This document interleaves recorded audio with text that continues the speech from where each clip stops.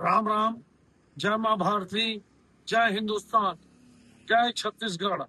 आप सभी का मेरे YouTube चैनल सत्य साक्षात्कार में हार्दिक अभिनंदन एवं स्वागत है। आज साजा विधानसभा के साजा नगर में खड़े होकर ग्राउंड जीरो पर ईश्वर साहू जो विधायक हैं, उनका रिपोर्ट कार्ड तैयार करने का, बनाने का, समझने का प्रयास करते हैं। मजदूर, एकदम मजदूर व्यक्ति थे ईश्वर साहू जी। उनके बेटे को जिहादियों ने मार डाला, उनकी हत्या कर दी। स्वर्गीय भुवनेश्वर साहू जी, जिनकी आत्मा को मैं श्रद्धांजलि अर्पित करता हूँ, वो इतना विभत्स हत्याकांड था जिसकी हवा ऐसी चली कि पूरे विधानसभा ही नहीं बल्कि बेमेतरा जिला की तीनों सीट कांग्रेस हार गई और कद्दावर नेता मध्य प्रदेश और छत्तीसगढ़ के श्री रविंद्र चौबे जी को बुरी तरह हार का सामना करना पड़ा। तैयार करते हैं कि ईश्वर साहू जी इन 2 सालों में साजा विधानसभा के लिए कुछ काम कर पाए कि नहीं, कुछ लोगों की समस्या उठा पाए कि नहीं, लोगों की सेवा कर पाए कि नहीं। इन सब बातों को लेकर ईश्वर साहू जी विधायक साजा का रिपोर्ट कार्ड बनाने का प्रयास करते। आवेदन समझ थे नहीं समझ पाते, आवेदन पढ़ लेते नहीं नहीं, आप तो जाना था ना कि कुछ कर ही नहीं सके तो क्या करूँ जाके। समस्या हल करते जैसे कलेक्टर ला फोन करना हो, एसपी करना हो, एसडीएम में करना हो, ऐसा कुछ तो पाते नहीं कर पाओ, नहीं कर पाए।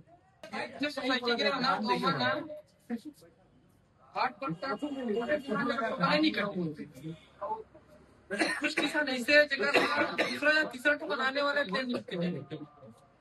बहुत बुरा स्थिति है। यूरिया नहीं मिला तो यूरिया मैंने सोसाइटी ना यूरिया 4 बोरी और मैं कोई आधे एकड़ में रोकूं तो मुझे 3 बोरी में बांटे हैं। मैं पूरा दिन यूरिया मिल करना लाख दे मतलब दुकान से लाया हुआ सोसाइटी से में लाया। तो आप तो बोला था नहीं मिला था। नहीं, अभी नहीं मिला थे। अच्छा, अभी नहीं मिला। सर किसी से करवाया ना, टेंशन मिली सर। मैं लाख 4 बोरी अभी मोर काम 3 महीना में बांटे 3 बोरी। अभी मिल में नहीं करा थे यूरिया, अभी मिल में नहीं करा थे। किसान मतलब बाजार में लेवा थे, बाजार में भी 600-700 रुपया में सोसाइटी में डाले थे यूरिया के, और बाजार में 600-700 बाप रे, डबल रेट। विकास के काम कुछ नहीं। 2 सालों में ईश्वर साहू जी न सोचा के लिए न विधानसभा के लिए कोई बड़ा काम नहीं किया।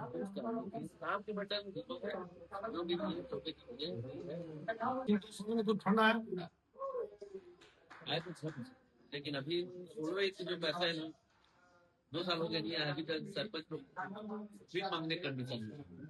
अरे बाप रे, पैसा नहीं है जो कि हर सालाना था वो।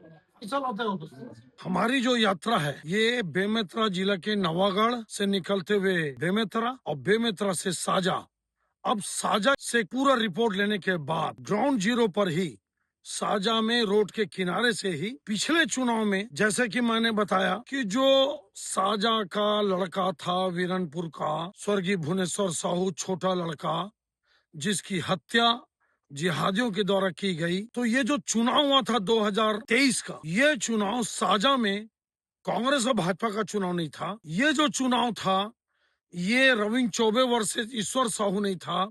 ये चुनाव पूरी तरह से भावनात्मक चुनाव था, सिंपैथी लहर थी। वो जो भुवनेश्वर हत्याकांड हुई चपेट में सब आ गए। लोगों को ये लगा कि एक मजदूर के बेटे को, जो बेचारे किसी गलती नहीं और इतना गरीब जो रोज कमाते थे और रोज खाते थे, उसके लड़के को जिहादियों ने पकड़ के चाकू से गोद के मार डाला। और रविंद्र चौबे जी जो साजा विधानसभा के सिर्फ नेता ही नहीं, सिर्फ विधायक ही नहीं, सिर्फ उस क्षेत्र के विकास पुरुष ही नहीं, वे इस हत्याकांड के बाद ईश्वर साहू के परिवार से मिलने नहीं गए।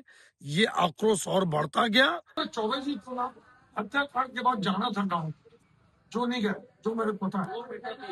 ऐसा नहीं है, वो लोग गाँव जाना था, गाँव जाते तो क्या जब प्रतिनिधि को तो जाना चाहिए ना, हत्या हो जाए उसको ये मत देखो हिंदू मुसलमान, किसी गांव में किसी की हत्या हो गई, किसी की भी, तो एक जनप्रतिनिधि का कर्तव्य बनता है दुखी परिवार से मिलने के लिए जाना चाहिए। मैं ये बोलता जाना चाहिए। हाँ। और कुल मिलाकर इस आक्रोश का परिणाम ये हुआ कि चौबे परिवार, रविंद्र चौबे जी जो मंत्री थे 2018 से 23, वो एक कड़े संघर्ष में 5,000 वोटों से एक मजदूर गैर राजनीतिक गरीब आदमी से चुनाव हार जाते हैं। देखिए, साजा को अगर मैं चौबे परिवार का सीट बोलूं तो कोई अतिशयोक्ति नहीं। इस विधानसभा के लोगों का कहना यह है कि वे हमारे परिवार के बुजुर्ग हैं, वे हमारे परिवार के संरक्षक हैं। हम उनको नेता नहीं मानते, लेकिन 2003 में जीतने के बाद, दीपक साहू को 17,000 वोट से हराने के बाद, जब 2008 का चुनाव था तो लाभचंद बाफना जी जो अहिरवारा के रहने वाले थे, वो खूब मेहनत किए और 5,000 वोटों से कड़े संघर्ष में लाभचंद बाफना जी हार गए। लेकिन 2013 में रविंद्र चौबे जी को भी फिर से यहाँ पर कड़ा संघर्ष मिला और उनकी हार हुई। उसके बाद उन्होंने 2018 में 31,000 वोटों से लाभचंद बाफना को हराया और पिछला चुनाव ईश्वर साहू से हार गए। क्या स्थिति ईश्वर साहू जी की? मैं खुद चौक में ईश्वर साहू जी को हम लोग सब देखे, अकेले बैठे हैं, हिंदू सम्मेलन हो रहा है, कोई उनसे मिल नहीं रहा है, कोई उनसे बात नहीं कर रहा है। लोगों का कहना यह है कि भैया उनको तो कुछ समझ में नहीं आता, आवेदन दो तो वो ठीक से समझ नहीं पाते कि आवेदन में कार्रवाई कैसे करना है। कलेक्टर एसपी तो छोड़िए, एसडीएम और तहसीलदार से भी वो बात करने से हिचकते हैं। तो बोला था कि आवेदन भी ठीक से नहीं पढ़ पाते, समझ नहीं पाते सारे। सही साहब तो जानकारी भी नहीं है, आवेदन भी नहीं पढ़ पाते। और ये स्वाभाविक भी है कि जो आदमी मजदूर रहा हो और दिन रात 200-400 रुपया रोजी कमाता हो, वो आदमी अगर विधायक बन जाए तो 5 साल में या 2 साल में वो क्या सीख पाएगा। उसके अलावा आप सब जानते हैं जनसंपर्क राशि को लेकर कितने भयंकर आरोप लगे कि उन्होंने अपने परिचितों को, रिश्तेदारों को पूरा पैसा बांट दिया और वो पैसा फिर से वापस आ गया। बहुत सारी बातें हैं। कुल मिलाकर एक गैर राजनीतिक आदमी हत्याकांड के भावनाओं में बहकर सिंपैथी लहर में विधायक तो बन गया, लेकिन राजनीति शून्य है ईश्वर साहू जी की। कहीं कोई दो राय नहीं। लोग अभी से रविंद्र चौबे जी और उनके परिवार को याद कर रहे हैं और ये सोच रहे हैं या कल्पना कर रहे हैं कि कब फिर से चुनाव हो। 3 साल उनको बहुत लंबा लग रहा है। रिपोर्ट कार्ड क्या बताऊं मैं, बहुत खराब से भी अगर खराब कोई शब्द होगा तो उसको आप मान लीजिए। ये साजा जैसे राजिम शुक्ल परिवार का एक सीट है, जैसे अमेठी रायबरेली गांधी परिवार का एक सीट है, उसी तरह से साजा चौबे परिवार, रविंद्र चौबे जी की माता, फिर शायद पिताजी, फिर बड़े भाई प्रदीप चौबे जी परिवार की ये सीट है। कहीं कोई दो राय नहीं। गुस्से में जनता हराती है, जैसे अमेठी में राहुल गांधी जी हारे, अमितेश शुक्ला जी राजिम में हारे। लेकिन जनता को लगता है कि डेवलपमेंट करना, राजनीति करना तो इन्हीं लोग को आता है। जनता वापस रास्ते पर लौटती दिखती है।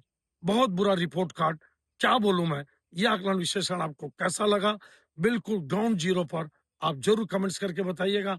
अच्छा लगने पर मेरे यूट्यूब चैनल सच से साक्षात्कार को आप जरूर सब्सक्राइब करना। धन्यवाद। जय हिंद, जय छत्तीसगढ़। यहाँ से हमारा कारवा जाएगा खैरागढ़। धन्यवाद।